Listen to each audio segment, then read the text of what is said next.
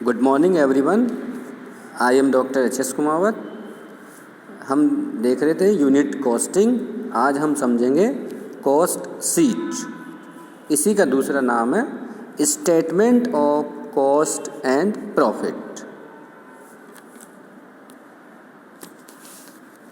किसी भी प्रोडक्ट की टोटल कॉस्ट कैलकुलेट करने के लिए हमको एक्सपेंडिचर को ऐड करना होता है। तो किस प्रकार हम कौन सा एक्सपेंडिचर कहाँ लिखेंगे और किस प्रकार हम टोटल कॉस्ट कैलकुलेट करेंगे, इसके लिए एक कॉस्ट शीट बनाई जाती है।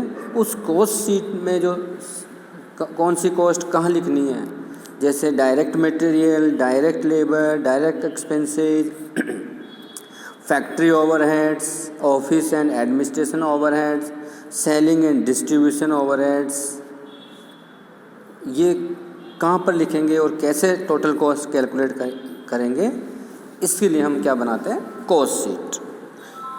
कॉस्ट शीट भी बना सकते हैं या statement of cost and profit भी बना सकते हैं, या कुछ इंडस्ट्री प्रोडक्शन अकाउंट तैयार करती है। तो total cost and per unit cost calculate करने के लिए 3 ऑप्शंस है: statement of cost and profit, cost sheet और प्रोडक्शन अकाउंट। अब हम देखते हैं what is the cost sheet. Cost sheet is a statement showing the production during a certain period. यानी किसी भी मैन्युफैक्चरिंग कंपनी या संस्था में एक निश्चित अवधि के दौरान, ये निश्चित अवधि 1 मंथ हो सकती है, क्वार्टरली हो सकती है, हाफ ईयरली हो सकती है, ईयरली हो सकती है, जैसा भी कंपनी डिसाइड करे। तो during a certain period total cost of various items under various heads, ये हेड्स हो सकते हैं prime cost, factory cost, cost of production, total cost and cost per unit. This sheet can be prepared weekly, fortnightly, monthly, quarterly, half yearly or yearly as per decided by the industry. इसकी definition देखें cost sheet की, तो CIMA London ने इसकी definition इस प्रकार दी है: a document which provides for the assembly of the detailed cost of a cost center or a cost unit। यानी कॉस्ट शीट किसी आइटम के प्रोडक्शन से संबंधित सभी प्रकार के एक्सपेंडिचर का एक ऐसा एनालिटिकल स्टेटमेंट है जो फॉलोइंग इंफॉर्मेशन प्रोवाइड करता है: प्रोडक्शन यूनिट, जो हमने प्रोडक्शन किया उसकी total cost, and per unit cost उसकी calculation, prime cost, factory cost, production cost, cost of production, cost of goods sold, total cost, इनका अलग अलग शो करते हैं। और हम यदि रिक्वायरमेंट है तो प्रत्येक एक्सपेंडिचर की टोटल कॉस्ट से हम परसेंटेज भी कैलकुलेट कर सकते हैं। यानी 2 पीरियड्स और 2 प्रोडक्ट की हम कॉस्ट का कंपैरेटिव एनालिसिस भी कर सकते हैं। तो अभी हम देखते हैं कॉस्ट शीट प्रैक्टिकल वे में। ये सिंपल है, फिर इसके बाद हम देखेंगे डिटेल में। ये देखिए सिंपल कॉस्ट शीट, इसमें हमने ऊपर टोटल यूनिट्स प्रोड्यूस्ड, कितनी यूनिट्स का प्रोडक्शन किया है वो यूनिट्स लिख रहे हैं। ये यूनिट्स इसलिए लिख रहे हैं ताकि टोटल कॉस्ट को हम इस यूनिट्स प्रोड्यूस से डिवाइड करेंगे तो पर यूनिट कॉस्ट कैलकुलेट हो जाएगी। और 2 ईयर्स की डेटा है, current year and previous year. और हम कॉलम भी बना सकते हैं टोटल का और पर यूनिट का, तो इजी वे में हमको पर यूनिट कॉस्ट भी कैलकुलेट हो जाएगी। अब हम देखते हैं एलिमेंट्स ऑफ कॉस्ट के चैप्टर में मैंने बताया था आपको मटेरियल 2 टाइप्स के होते हैं, direct material, indirect material. Labour भी 2 टाइप्स के होते हैं, direct labour, indirect labour. Expenses भी 2 टाइप्स के, direct expenses and indirect expenses. तो हम डायरेक्ट इनको ऐड करते हैं तो प्राइम कॉस्ट बोलते हैं, और इनडायरेक्ट को ऐड करते हैं तो उसको हम बोलते हैं ओवरहेड्स। तो यहाँ हम direct material, direct labour and direct expenses को ऐड कर देंगे तो प्राइम कॉस्ट कैलकुलेट हो जाएगी। उसके बाद फैक्ट्री कॉस्ट कैलकुलेट करने के लिए फैक्ट्री ओवरहेड यानी प्राइम कॉस्ट में फैक्ट्री ओवरहेड ऐड कर देंगे तो बन जाएगा फैक्ट्री कॉस्ट, जिसका दूसरा नाम है वर्क्स कॉस्ट। क्योंकि फैक्ट्री को वर्कशॉप भी बोलते हैं इसलिए उसका नाम वर्क्स कॉस्ट भी कहते हैं। उसमें हम office and administration overhead add कर दें तो उसको बोलेंगे कॉस्ट ऑफ प्रोडक्शन। उसके बाद selling and distribution overhead add करेंगे तो टोटल कॉस्ट कैलकुलेट हो जाएगी। इस टोटल कॉस्ट में प्रॉफिट को ऐड कर दें तो सेलिंग प्राइस कैलकुलेट हो जाएगी।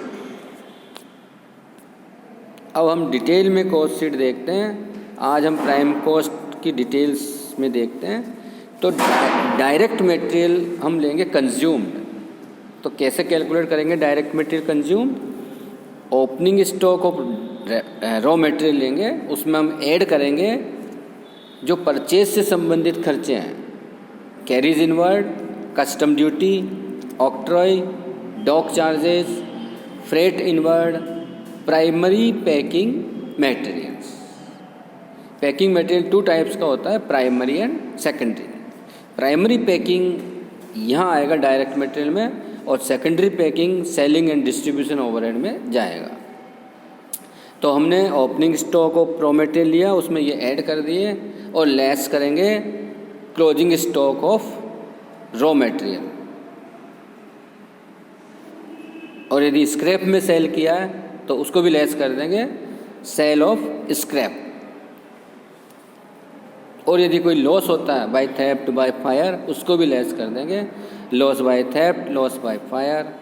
इस प्रकार हमारा डायरेक्ट मटेरियल कंज्यूम्ड कैलकुलेट हो जाएगा।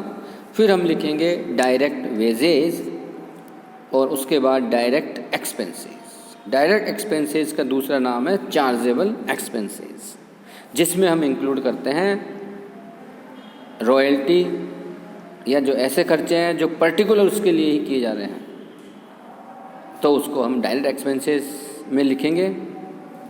तो direct material, direct wages and direct expenses तीनों को ऐड कर देंगे तो हमारी कैलकुलेट हो जाएगी प्राइम कॉस्ट।